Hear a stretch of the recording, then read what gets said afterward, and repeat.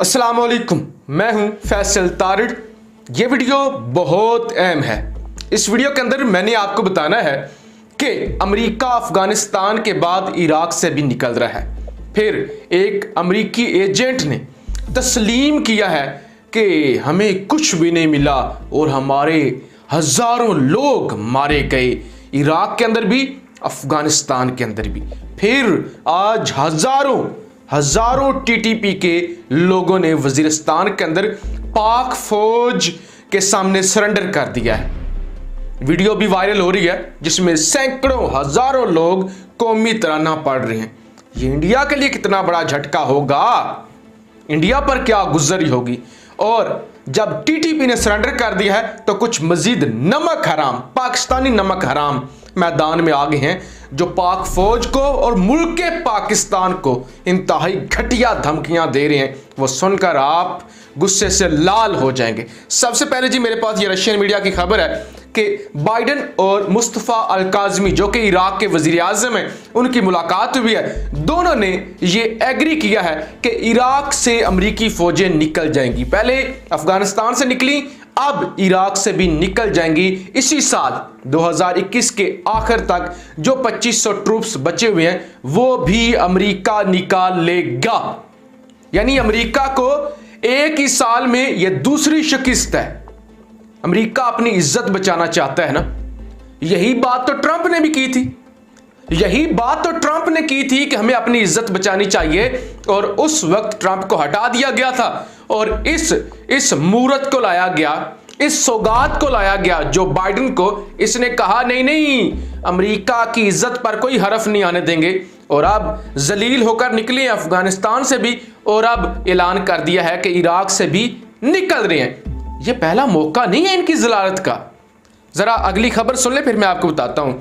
ex-CIA agent says US wasted trillion on wars in Iraq, Afghanistan, achieved nothing। कुछ भी achieve नहीं किया।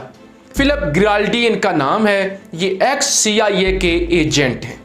ये कहते हैं कि हमने हजारों लोग मरवा दिए, करोड़ों अरबों डॉलर का नुकसान कर दिया, अपने फौजी मरवाए, लाखों जिन मुल्कों के अंदर गए वहां पे लोग मरवाए, हमने तबाही मचा दी, लेकिन हमने अचीव कुछ भी नहीं किया।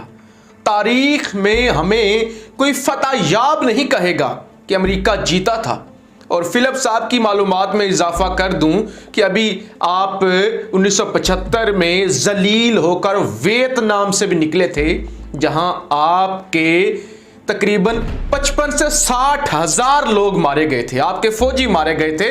आपका शायद अफगानिस्तान में इतना बुरा हाल ना हो, इराक के अंदर आपने बड़ी तबाही मचाई है, लेकिन जो आपके साथ वियतनाम में हुआ था, तो आज ये साबित हो गया ना ये अफगानिस्तान में जीत सके, ना ये इराक में जीत सके, ना ये वियतनाम में जीत सके। ये बस जाते हैं, अपनी बेइज्जती करवाते हैं और निकल आते हैं। अगली खबर जरा सुन लीजिए।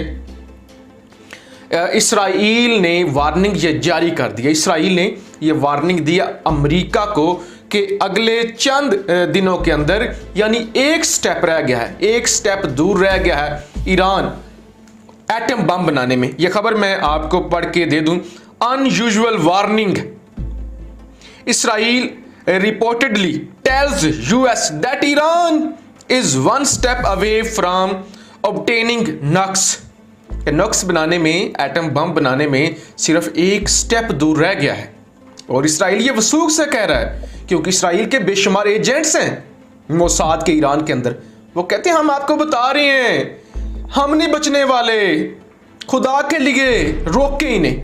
तो ये जी मामलात हैं इस वक्त के, जिसमें मैंने आपको अमेरिका के बारे में बताया। अब जरा मैं आपको बताऊं, आज हजारों सैकड़ों जो टीटीपी के लोग हैं उन्होंने सरेंडर कर दिया वजीरिस्तान के अंदर पाक फौज के सामने। पाक फौज ने जी उन्हें एक लाइनों के अंदर इकट्ठा किया जैसे असेंबली बच्चों की लगती है, और उन्होंने हाथ नीचे किए, दिल पर हाथ रखा और उन्होंने कौमी तराना गाया, पाक सर जमीन शाद बाद।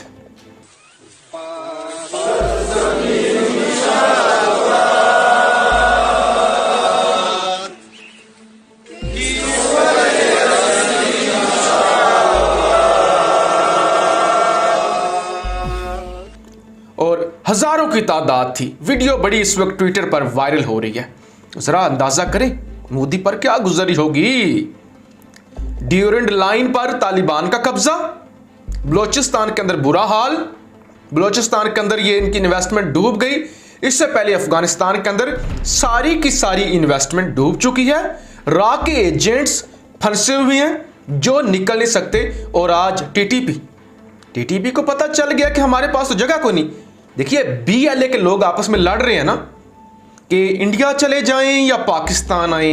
पाकिस्तान आए तो हमने जो किया है हमें मार ना दिया जाए। इंडिया जाते हैं, इंडिया लेने के लिए तैयार नहीं है कि हम पे इल्ज़ाम लगेगा कि हम तो खुल्म-खुल्ला ये दहशतगर्दी कर रहे थे, हम तो पकड़े जाएंगे। वो झगड़ रहे हैं। यही टीटीपी का हाल है। टीटीपी भी कहती है कि आप क्या करें। तो उन लोगों ने आके पाक फौज के सामने कर दिया सरेंडर और उसकी वीडियो इस वक्त वायरल हो रही है। अब वो सरेंडर करें, मुल्क दुश्मन सरेंडर करें, तकलीफ किनको होनी है? महमूद खान अचकजई को। मेरे सामने महमूद खान अचकजई का एक बयान है, आपके सामने भी रखता हूं। अगर पाकिस्तान और ईरान ने अफगानिस्तान में मुदाखलत बंद नहीं की तो इस खित्ते में ऐसी आग लगेगी जिसके नतीजे में ना पाकिस्तान का झंडा रहेगा और ना ही ईरान का झंडा रहेगा। महमूद खान अचकजई, तुम जैसे घटिया लोगों ने पहले भी ऐसी बेशुमार बातें की हैं। घटिया लोगों, इस मुल्क की असेंबली से खाते हो, इस मुल्क की असेंबली के अंदर बैठते हो, इस मुल्क की असेंबली से लोगों से वोट लेते हो और यहां पर जिस थाली में खाते हो उसी में थूकते हो। कितने घटिया लोग हैं। कहते ना ईरान का झंडा रहेगा ना पाकिस्तान का। बेटा बहुत सारे लोग आए हैं जिन्होंने पाकिस्तान का झंडा गिराने की कोशिश की है और तारीख गवाह है कि वो खुद गिर गए हैं। वो खुद गिर गए हैं या मुल्क छोड़कर वो भाग गए हैं। उनका मुंह को नहीं लगाता। तुम्हारा भी ऐसा ही हाल होगा। तमाम मुहिब्बे वतन पाकिस्तानियों से ये कहना चाहूंगा, जाते जाते इस अचकजई के बच्चे पर जरूर लानत भेज कर जाइएगा। जरा अगली खबर सुन लें। ये महमूद खान अचकजई मजीद क्या फरमाता है, बल्कि बकवास क्या करता है।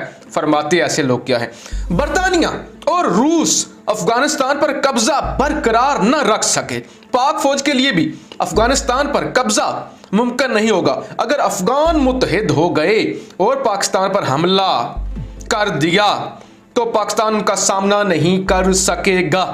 पाकिस्तान की पश्तूनख्वा मिली अवामी पार्टी के सरबराह महमूद अचकजई का पशीन में खिताब। पशीन के अंदर जी इसने खिताब किया है। कहता है कि पाक फौज अफगानियों का मुकाबला नहीं कर पाएगी। पहले बरतानिया भी नहीं कब्जा कर सका, रूस भी नहीं, अमेरिका भी। पाक फौज जैसे पाक फौज करने के लिए तैयार है, जैसे पाक फौज चाहती है कि ऐसा करे, जानबूझ के ड्रैग कर रहे हैं। ये हमदुल्ला मुहिब का बयानिया है, ये अशरफ गनी का बयानिया है, ये अमरुल्लाह साहले का बयानिया है, ये रा का बयानिया है, ये इंडिया का बयानिया है कि पाक फौज को घसीटना इस मामले में। हालांकि पाक फौज ने तो कहा ही नहीं कि हम कब्जा कर रहे हैं। जबकि दूसरी तरफ मौलाना फजलुर रहमान और मियां इफ्तिखार जो कि अवामी नेशनल पार्टी के हैं आपस में लड़ गए हैं, आपस में भिड़ गए हैं। एक वाइट पेपर भी जारी कर दिया है अवामी नेशनल पार्टी में, जिसमें वो कहते हैं कि ये जो मौलाना ने हम पे इल्ज़ाम लगाया कि मुशर्रफ के रेफरेंडम में हमने मुशर्रफ का साथ दिया था। उन्होंने तकरीबन को 10-15 नुकात का एक बयानिया जारी किया है, एक पंफलेट जारी किया है। वो कहते हैं मुशर्रफ और दहशतगर्दों का साथी कौन थे, आज भी दहशतगर्दी की हमायत मौलाना साहब कर रहे हैं। और ऐसे ही बेशुमार नुकात हैं जिसमें वो खुद ही आपस में भिड़ गए हैं दोनों और मौलाना की वो पगड़ियां उछाल रहे हैं। मौलाना को एक दफा एक्सपोज कर रहे हैं कि तुम हो अफगानिस्तान में दहशतगर्दी करने वाले, पाकिस्तान में दहशतगर्दी करने वाले, तुम हो घटिया सियासत करने वाले, तुम हो घटिया सियासतदान। हमारा तो ये बयानिया ही नहीं है। लिहाजा ये लोग हैं जनाब डिप्रेशन ज़दा। जैसे मोदी नहीं है डिप्रेशन ज़दा, अमेरिका है डिप्रेशन का शिकार। इनका जनाब इस वक्त ये हाल है कि अब क्या होगा। देखिए इनको पैसे कहां से मिलते थे, सादा सी बात है। रा से आप CIA से कह लें, मुसाद से कह लें, इनसे मिलते थे ना कि आपने मुल्क को बदनाम करना है। अब तो रास्ते ही बंद हो गए, ड्यूरेंट लाइन बंद। मुल्क के अंदर TTP ने सरेंडर कर दिया भारी तादाद में। बलोचिस्तान के अंदर वजीर आजम जो काम करवा रहे हैं, सी पैक लग रहा है, बलोचों को भी पता है कि हमारे लिए ये सब कुछ हो रहा है। और फिर इमरान खान को ये हटाना चाहते थे, वो पहले से डबल ताकत के साथ आता जा रहा है मैदान में। उसने आज़ाद कश्मीर के अंदर भी मैदान मार लिया, तो अब ये मर रहे हैं कि हमारी रोजी रोटी बंद हो गई है। तो ये जनाब वीडियो है आज बड़ी फतह पाकिस्तान की, और मैं कहता हूँ कि मोदी से आप जाके पूछें इस वक्त उसके साथ क्या हो रहा है। अपनी राय का इजहार ज़रूर कीजिएगा। पाकिस्तान जिंदाबाद।